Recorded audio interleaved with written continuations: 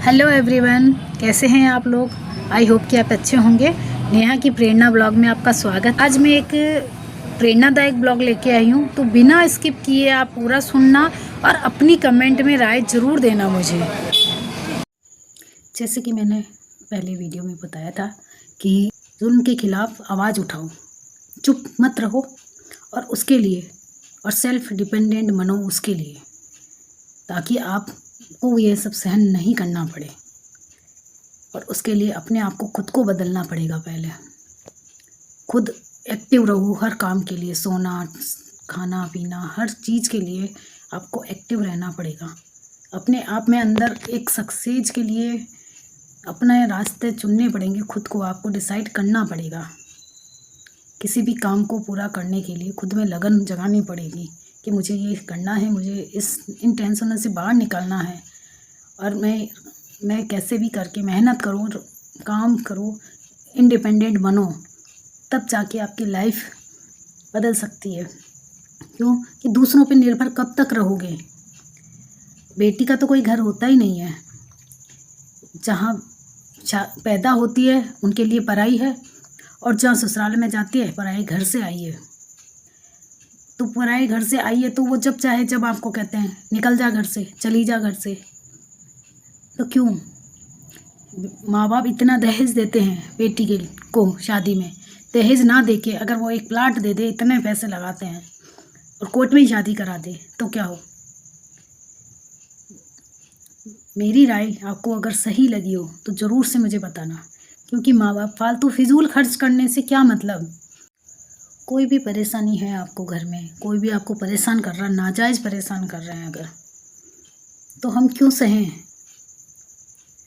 पहली बात तो मत सहो। कुछ भी गलत हो रहा है आपके साथ तो चुप मत रहो, बोलना सीखो, आवाज़ उठाओ। ऐसे दलदल में अगर आप फंसे हो तो उसके लिए आपको सेल्फ डिपेंडेंट होना बहुत ज़रूरी है, ताकि आप उस दलदल से बाहर निकल सको। क्योंकि बेटी का कोई नहीं होता है, ना तो पियर का कोई होता है, और शादी करने के बाद तो माँ बाप पराया समझते हैं बेटी को। कोई नहीं होता, कोई साथ नहीं देता है। शादी करने के बाद जब बेटी पियर में आती है ना, तो कोई भी सामान लेके आती है तो आम तौर पे देखा जाता है कि अगर वो उनको 2 साड़ी देनी है, 2 से अगर तीसरी वो पसंद करके ले आती है तो उसके पैसे देने पड़ते हैं बेटी को, कि हमारी तो इतनी गुंजाइश, हम इतना ही देंगे, तूने एक्स्ट्रा खरीदी है तो तू पैसा दे। तो ये सब चीज़ें कह रही हूँ, बेटी का तो कोई नहीं होता है, और नामुमकिन कोई काम नहीं होता है। अगर हम सोचते हैं तो नामुमकिन कोई भी काम नहीं है। अगर हिम्मत करती है औरत, अगर ठान ले किसी भी काम को करने की, सारे दिन घर में काम करती है औरत, अगर कमाने वाली है, जॉब है, जॉब पे जाती है तो सुबह जल्दी उठ के घर का काम करके जाती है, फिर शाम को आती है तो घर का काम करती है। जब सब कुछ मैनेज करती है तो क्या हम अपने लिए नहीं जी सकते? क्या हम अपने लिए नहीं मेहनत नहीं कर सकते हैं? खुद के लिए मेहनत करो। कोई नहीं है किसी का भी इस दुनिया में, सिर्फ मतलब के रिश्ते हैं। देखा जाए तो सब मतलब के हैं, कोई किसी का नहीं है। और नामुमकिन कोई काम नहीं होता है। अगर हम सोचते हैं तो नामुमकिन कोई भी काम नहीं है। अगर हिम्मत करती है औरत, अगर ठान ले किसी भी काम को करने की, सारे दिन घर में काम करती है औरत, अगर कमाने वाली है, जॉब है, जॉब पे जाती है तो सुबह जल्दी उठ के घर का काम करके जाती है, फिर शाम को आती है तो घर का काम करती है। जब सब कुछ मैनेज करती है तो क्या हम अपने लिए नहीं जी सकते? क्या हम अपने लिए नहीं मेहनत नहीं कर सकते हैं? खुद के लिए मेहनत करो। कोई नहीं है किसी का भी इस दुनिया में, सिर्फ मतलब के रिश्ते हैं। देखा जाए तो सब मतलब के हैं, कोई किसी का नहीं है। और ये ध्यान रखो कि अकेले आए हैं और अकेले ही जाएंगे। ये रिश्ते सब मतलबी है, कोई भी किसी का नहीं होता।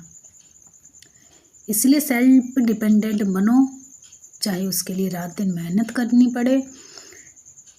मेरी लाइफ तो ऐसी है कि सेल्फ डिपेंडेंट होने के बाद भी इतना सब कुछ सहा है मैंने। आगे शेयर करूँगी अगर आप लोग सुनना चाहो मेरी स्टोरी, तो मोटिवेशन से कम नहीं है। तो आप लोग मुझे कमेंट करके ज़रूर बताना, मैं ज़रूर शेयर करूँगी मेरी स्टोरी आपको, ताकि उससे कुछ सीख मिले आप लोगों को। किसी को भी अगर कोई उससे सीख मिलती है तो बहुत अच्छी बात है मेरे लिए, कि संघर्ष ही जीवन है। आमतौर पर कहा जाता है कि संघर्ष ही जीवन है, पर सेल्फ डिपेंडेंट होने के बाद में भी औरतों को शांति नहीं है, चैन से वो कहीं भी नहीं रह सकती है।